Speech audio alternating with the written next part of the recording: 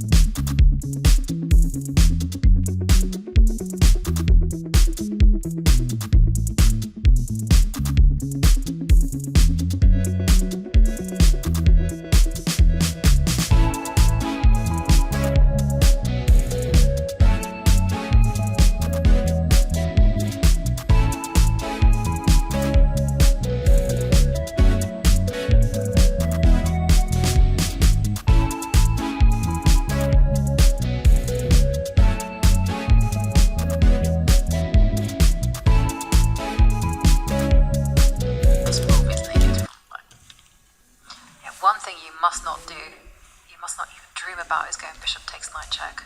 If you do that, you might be in huge trouble. Don't get rid of that bishop. And wow, Gukesh, I would have played the consolidating safety move. He's gone in with the black rook. Has he calculated that there are not enough checks? Maybe the other black rook is coming to take on f2 and just checkmate that white king. There's some calculation to be done there perhaps, but it feels like there are multiple ways to knock white out here immediately. And look at Firouzja on the camera, he's not even looking at the board. He's got 4 seconds left. 6 moves to make in 4 seconds. If Alireza survives this, he will live to be 1,000. Yeah. Well, interesting thought. You can tell he wants to resign. I feel bad for him. Firouzja, he leaned back for a second. It looked like he was about to offer his hand. No way. Okay, takes a bishop. Wow, he didn't even use 1 second there, Firouzja.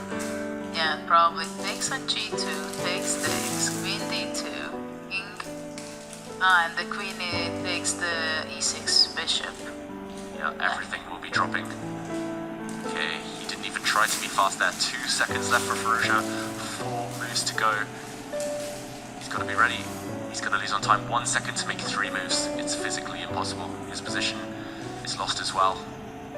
And he resigns. Oh, wow. Very. What a game. I know. What an impressive play from 17-year-old Gukesh, defeating Alireza Firouzja, number 2 in the world, with the black pieces. And I'm really astounded by this. Just because Gukesh yesterday, he struggled in the opening blitz. And here, finding his form, playing perfect chess. Wonderful. Well, there was an opportunity for Firouzja. Yes. Bishop 8-6, and I'm very much wondering whether Firouzja knows about it. Did he realize it after he made ahead of him to get the shot?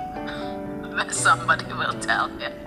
Yeah, I don't want to be the person who tells Firouzja he missed a potentially winning move earlier in the game, but what a big day. Judith Ivanka, we've seen the world number 1 and the world number 2 in classical chess both lose in the classical portion of Norway Chess. Just huge shocks, and especially Firouzja losing with white. Who would have expected that one? And yeah, just the final position there, he resigned partly because of the clock, but also he had rook, bishop and knight. One of them was destined to fall in the next 2 moves. The black queen was going to win at least 1 piece and win the game. Breathless action. Look at the calmness of